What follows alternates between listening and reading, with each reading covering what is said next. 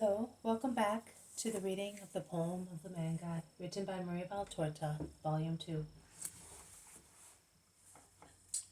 Chapter 152. In Zebedee's house, Salome is accepted as a disciple. 2nd May 1945.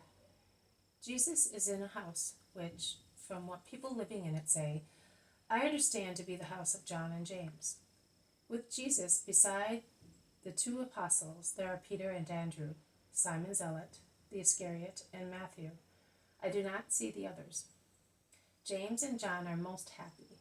They come and go from their mother to Jesus and vice versa, like butterflies, which do not know which of two equally loved flowers they should prefer. Mary Salome, who is almost most happy, caresses each time her big boys, while Jesus smiles. They must already have had their meal, because the table is still laid. But the two disciples, at all costs, want Jesus to eat some bunches of white grapes, which their mother has preserved, and which must be as sweet as honey. But what would they not give Jesus? But Salome wants to give and receive something better than grapes and caresses. And after being lost in thought for a little while, looking at Jesus, then at Zebedee, she makes up her mind. She goes near Jesus, who is sitting with his back to the table, and kneels down before him. What do you want, woman? Master, you have decided that your mother and the mother of James and Judas should come with you, and also Susanna is coming, and the great Joanna of Chusa will certainly come as well. If only one woman comes, all the others who venerate you will come. I would like to be one of them. Take me, Jesus. I will serve you with all my love. You have Zebedee to look after. Do you not love him any more? Oh, of course I love him, but I love you more. Oh, I do not mean that I love you as a man. I am 60 years old. I have been married for almost 40, and I have never seen any other man but my husband. I am not going to be crazy now that I am old. Neither is my love for my Zebedee going to end because of my old age. But you? I am not good at speaking. I am a poor woman. I will tell you as best I can. Thus, I love Zebedee with my constant inborn femininity. I love you with the spirit you have aroused in me with your words, and what James and John have told me. It is something completely different, but so beautiful. It will never be so beautiful as the love of a very good husband. Oh, no, it is much more beautiful. Oh, don't take it amiss, Zebedee. I still love you with all my heart, but I love him with something which is still Mary, but it is no longer Mary, your poor wife. It is something more.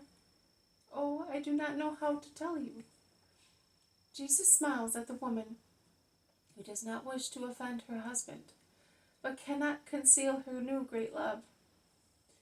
Also Zebedee smiles gravely and goes near his wife, who, still on her knees, turns round to look at her husband and at Jesus alternately.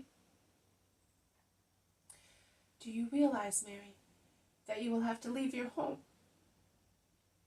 And you are so proud of it. Your doves, your flowers, this vine that bears such sweet grapes, of which you are so proud, your beehives, which are the most famous ones in the village, and you will no longer have your loom, on which you have woven so much linen and so much woolen cloth for your dear ones. And what about your little nephews? What will you do without your little nephews?